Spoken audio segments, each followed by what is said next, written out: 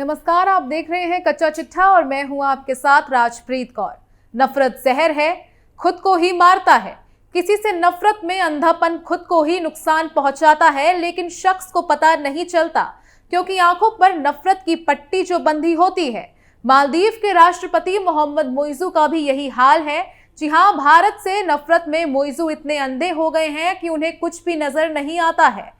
यहाँ तक कि उनकी नजरों में किसी की जान की कीमत भी नहीं है। अब ऐसा ही मामला सामने आया है जिसने एक बार फिर से मोइजू की पोल खोल कर रख दी है। तो क्या कुछ है पूरा मामला, इसी का पूरा कच्चा चिट्ठा खोलेंगे। मालदीव हुआ नफरत में अंधा, भारत से नफरत में गंवाई जान। चीन से प्यार में मालदीव होगा तबाह, भारत से पंगा पड़ा मालदीव को भारी। भारत की नफरत में मालदीव के राष्ट्रपति मोइजू इतने अंधे हो चुके हैं कि अपने ही नागरिकों की जान जाने की उनको कोई परवाह नहीं है। मालदीव में एक 13 साल का बच्चा तड़प तड़प कर मर गया।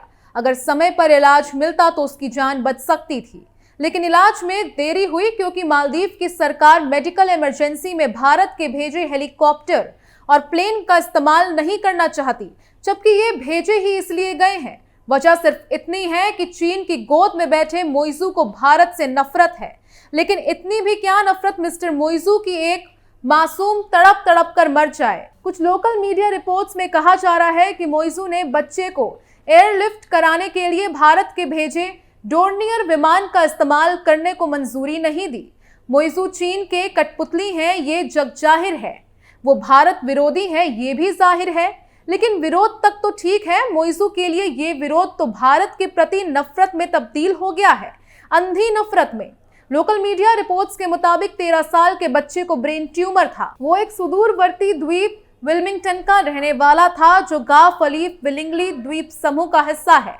वहां आधुनिक चिकित्सा सुविधा मौजूद नहीं है। ब्रेन ट्यूमर से पीड़ित बच्चे को स्ट्रोक आया था और परिवार इलाज के लिए उसे एयरलिफ्ट कर राजधानी माले ले जाना चाहता था। वाकया 17 जनवरी की रात का है। बच्चे का परिवार अधिकारियों और दफ्तरों में गुहार लगाता रहा कि उसके बच्चे को बचा लीजिए, एयरलिफ्ट करा दीजिए, लेकिन कोई सुनवाई नहीं हुई। बच्चे की हालत बिगड़ती चली गई। गांव फलीफ विलिंगली के जिस अस्पताल में बच्चे का इलाज चल रहा था, वहां लोग सरकार के खिलाफ विरोध प्रदर्शन करने लगे। बच्चे को एयरलिफ्ट करने में हो रही देरी से लोगों में रोष था। आखिरकार 16 घंटे बाद गुरुवार सुबह उसे एयरलिफ्ट किया गया, लेकिन तब तक बहुत देर हो चुकी थी और बच्चा बचाया नहीं जा सका। भारत ने मालदीव को जो हेलीकॉप्टर और डोर्नियर विमान दिया था, उसका काम ही मानवीय मदद करना है। रेस्क्यू की जरूरत पड़ने या मेडिकल इमरजेंसी की स्थिति में उसका इस्तेमाल होता है। लेकिन वो बच्चा तड़प तड़प कर मर गया और उसे समय से एयरलिफ्ट नहीं किया जा सका क्योंकि मोइजू नहीं चाहते थे कि मेडिकल इमरजेंसी में भारत के भेजे हेलीकॉप्टर या विमानों का इस्तेमाल हो। मोइजू ने पिछले साल हुए चुनाव में इंडिया आउट का अभियान चलाया था। उन्होंने मालदीव से भारतीय सैनिकों को बाहर निकालने के वादे के साथ चुनाव लड़ा था। ये सैनिक प्राकृतिक आपदा या किसी भी मुश्किल के वक्त में मानवीय मदद पहुंचाने और ट्रेनिंग देने के लिए मालदीव में हैं। मालदीव सरकार ने भारतीय सैन्य कर्मियों को उनके ऑपरेशन और मेंटेनेंस की जिम्मेदारी से हटने को कहा है। इससे मालदीव में भारतीय हेलीकॉप्टर और विमान के इस्तेमाल को लेकर अनिश्चितता बनी हुई है। राष्ट्रपति मोहम्मद मोइजू ने भारत में 15 मार्च तक अपने सैनिकों को वापस बुलाने के लिए कहा है। हालांकि भारतीय अधिकारियों का कहना है कि इस मामले में आपसी सहमति से समाधान निकालने के लिए दोनों देशों के बीच बातचीत जारी है। वैसे ये पहली बार नहीं है जब मोइजू की भारत से अंधी नफरत की बेदी पर किसी मासूम की बलि चढ़ी हो। कुछ दिन पहले ही एक और लड़के की इस वजह से मौत हो गई थी क्योंकि मोइजू ने डोर्नियर विमान को तैनात करने की इजाजत नहीं दी थी। मोइजू सरकार की इस हरकत के खिलाफ मालदीव के लोगों में आक्रोश बढ़ता ही जा रहा है। स्थानीय लोगों ने अस्पताल के बाहर मोइजू सरकार के खिलाफ प्रदर्शन किया।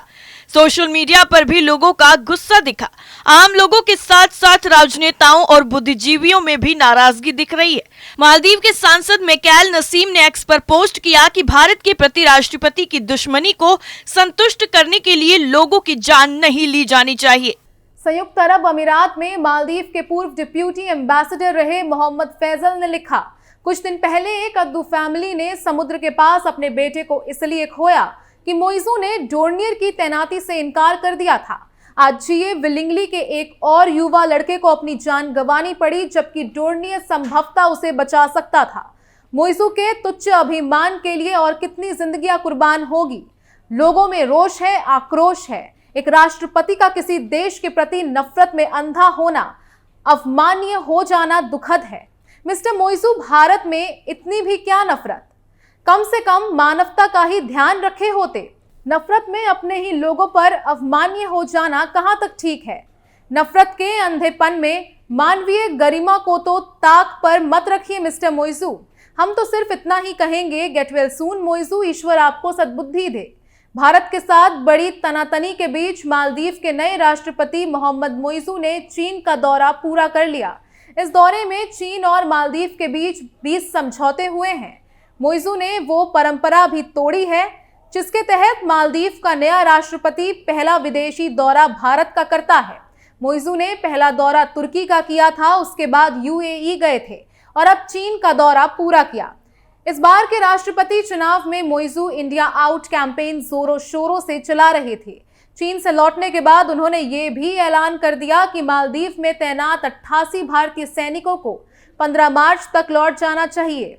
मोइजू का मानना है कि मालदीव की धरती पर विदेशी सैनिकों का होना मुल्क की संप्रभुता के खिलाफ है। चीन और मालदीव के बीच हुए समझौतों में पर्यटन सेक्टर, प्राकृतिक उत्पादों के खतरे से निपटने, समुद्री अर्थव्यवस्था को बढ़ावा देने और डिजिटल अर्थव्यवस्था में सहयोग को लेकर सहमति बनी है। समझौते में शी जिनपिंग की महत्वाकांक्षी परियोजना बेल्ट एंड रोड इनिशिएटिव में सहयोग का फॉर्मूला तय करना भी शामिल है। मालदीव में हाउसिंग प्रोजेक्ट, फिशरिंग प्रोडक्ट्स की प्रोसेसिंग फैक्ट्री और राजधानी माले की पुनर्विकास परियोजना में भी चीन सहयोग करेगा। मालदीव चीन से पर्यटन और इंफ्रास्ट्रक्चर सेक्टर में सबसे ज्यादा सहयोग चाहता है। मालदीव की अर्थव्यवस्था में 1/3 योगदान टूरिज्म सेक्टर का है। कुछ मीडिया रिपोर्ट्स में यह भी कहा गया है कि मालदीव चीन से मुक्त व्यापार समझौता चाहता है, लेकिन इससे चीनी कर्ज में फंसने का खतरा है। कुछ मीडिया रिपोर्ट्स में यह भी कहा गया कि चीन मालदीव को $13 करोड़ की आर्थिक मदद देगा। हालांकि समझौते के ऐलान में इसका जिक्र नहीं है। मोइजू मालदीव को चीन के करीब ले जाकर क्या हासिल करना चाहता है, चीन की रणनीति क्या है, चलिए वो समझते हैं। दरअसल येलरी बताते हैं कि चूंकि मालदीव में पर्यटन सबसे बड़ा उद्योग है, इसलिए चीनी रिसोर्ट कंपनियां वहां काफी पहले से सक्रिय रही हैं। कोविड के दौरान जब ज्यादातर देशों ने मालदीव के पर्यटन उद्योग में अपना काम बंद कर दिया था, तब भी चीनी कंपनियां यहां पैसे लगा रही थी। लेकिन चीनी कंपनियों का ये पैसा बाजार से इकट्ठा नहीं किया गया था। ये पैसा चीन के सरकारी बैंकों का था, यानी ये सीधे तौर पर चीन की सरकार का पैसा था।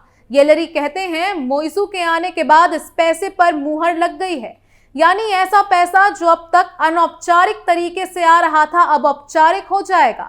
इसका मतलब ये हुआ कि अगर चीनी निवेश के संबंध में भविष्य में कोई विवाद होता है तो मामला चीन की अदालत में जाएगा और मालदीव सरकार हर्जाना भरने के लिए बाध्य होगी। इस समझौते से चीन ने मालदीव सरकार को अपनी शर्तों से बांध दिया है। भविष्य में मालदीव में कोई दूसरी सरकार भी आए तो भी उसे ये समझौता बाध्यकारी होगा। लेकिन सवाल ये उठता है कि क्या मालदीव इतना कच्चा खिलाड़ी है कि वो चीन की रणनीति को ना समझ सके, खासकर तब जब श्रीलंका समेत कई दूसरे देश चीन पर कर्ज के साथ अपनी शर्तें लादने के आरोप लगाते रहे हैं। मोइजू की पार्टी चीन समर्थक रही है और ये उसकी घरेलू राजनीति का भी हिस्सा है। इंटरनेशनल पॉलिटिक्स में कई बार घरेलू राजनीति का असर दिखता है।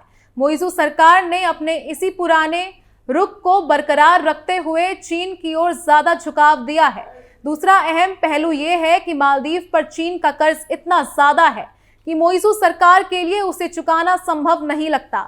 इस लहजे से देखें तो चीन की तरफ दिखाया जा रहा रुझान मालदीव के व्यवहारिक फैसले की झलक दे रहा है। बहरहाल मालदीव का रीजन कुछ भी रहा हो, लेकिन अपनी नफरत की वजह से किसी की जान ले लेना ये बिल्कुल सही नहीं है। कच्चा चिट्ठा में फिलहाल के लिए बस इतना ही। बाकी तमाम खबरों के लिए देखते रहिए कैपिटल टीवी। नमस्कार।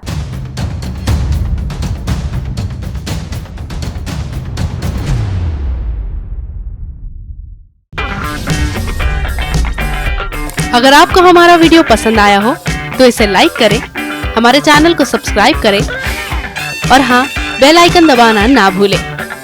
ताकि आप तक हमारे वीडियो की नोटिफिकेशन पहुंचती रहे। आप अपना सुझाव हमें कमेंट बॉक्स में दे सकते हैं।